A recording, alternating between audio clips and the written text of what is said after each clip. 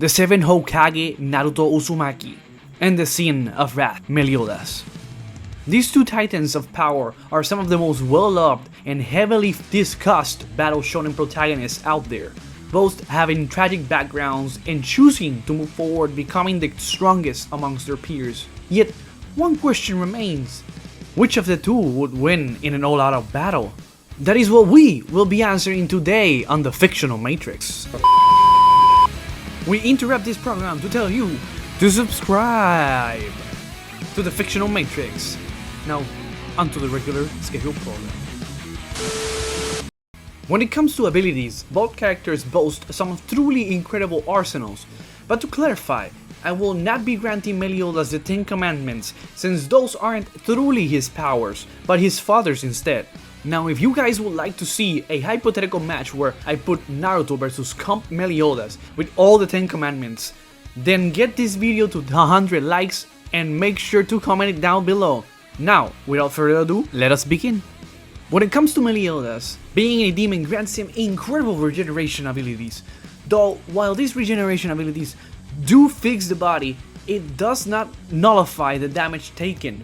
Meaning, the more damage Meliodas takes, the weaker his magic will be. But even with such hindrance, Meliodas can reattach cut off limbs, take tremendous amounts of damage and keep fighting. And his whole physiology, being a high-ranked demon, grants him the luxury of possessing 7 hearts. So you must destroy all 7 in order to truly kill him. And given the fact that he has a curse of immortality that allows him to come back after each death, it just means it's going to be really hard to keep him down for good. Meliodas also possesses a variety of powerful spells and magical abilities, such as his most famous Full Counter, an ability that allows Meliodas to reverse any magical attack thrown at him with double the force back at his opponent. He also has variations of said attack called Banish Counter, which allows to nullify weaker magic attacks, and Revenge Counter, which stores damage given to Meliodas and returns it several times stronger. Another demonic ability Meliodas possesses is Darkness, an ability that allows demons to manipulate darkness itself and give it shape. With it, he has been seen to create wings, weapons, arms, and even summon dark flames which can counter healing factors such as bonds. His sacred treasure allows him to create up to 6 clones of himself, and while said 6 clones of Meliodas retain his original speed and are capable of doing anything the original can, their strength is only a fraction of the original body. When it comes to Naruto, in terms of abilities, he has no shortage of them. His healing allows him to even regenerate wounds such as getting his heart pierced. He can manipulate several chakra natures thanks to his connection to all Tail Beasts, but his most trusted one is his Wind style, with which he can use the Rasen Shuriken, a move that can destroy things at a cellular level. Naruto can create thousands of clones, each possessing the original's level of power. He can cloak himself with Sage of Six Paths Cloak to further protect his body from attacks, and can shape and mold the cloak to stretch, create tails to aid his attacks. He can even transform into full Kurama avatar, which further amps his stats and allows for creation of Biyudamas. He can even use the Trutsukin orbs, which possess existence erasure capabilities. Abilities aside, when it comes to actual scaling, both Meliodas and Naruto have decent solar system to multi-solar system levels of power. In the case of Meliodas, he scales directly to his father, the Demon King, who is attributed the creation of the Demon Realm, which is a realm that at bare minimum contains a star. You can get this as high as Universal, but it will be pretty big leap considering not even Chaos, the progenitor of both the Supreme Deity and Demon King, lacks such feats. For Naruto, his scaling comes directly from Kaguya, when she was about to nuke her entire dimension, a feat many claim to be universal, but due to inconsistencies, it is way more likely for it to be on those solar system ranges of power, which in the end would put Naruto, a being who traded blows with her, and later on traded blows with not one but 2 other Otsutsuki members that outranked Kaguya and were clearly stated and shown to be more powerful than her. In terms of speed, many lowballs eventually sends to light speed as the highest the verse can go, but I dare say they are way into those faster than light and much faster than light levels of speed thanks to scaling provided way early on the series. Such is the case when Meliodas, much weaker than his barely 3000 power level, was capable of matching Guild Thunder, who can move at lightning speeds, and this was without his demon mark. Later on it's shown to us that Meliodas, after training and unlocking part of his power, possesses a power level of 30,000, which would make him 20 times faster than the previous Guild Hunter he fought that can move at lightning speeds. And it doesn't end here,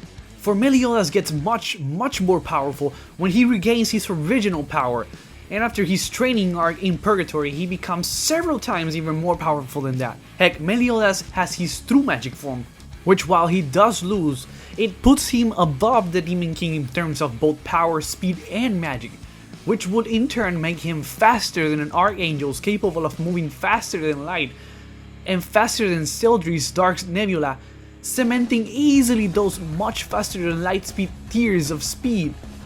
In the case of Naruto, we have lightning timers as early as the beginning of Naruto, with Kakashi and by proxy Sasuke being capable of cutting lightning. We later on, much further in the timeline, get feats like KCM Naruto speed blazing the Haraikage, who can move up light speeds based on the data book. Naruto gets hundreds of times stronger and faster thanks to adding KCM2 plus Sage Mode, base Sage of 6 Paths, Sage of 6 Paths with the cloak on, and getting far stronger in his adulthood. So now that we have everything on the board, who wins? Well, even though both possess solar system scaling, making them relative in power, they both are much faster than light.